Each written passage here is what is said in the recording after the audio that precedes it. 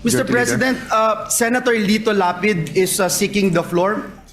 May I move that he be acknowledged, Mr. President?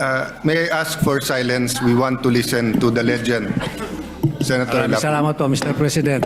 Kaliwanagan lang po, manifestation lang. Tungkol po yung nangyari kahapon at marami pong kumakalat sa social media na ako'y lumipat na sa majority. Hindi po totoo yan.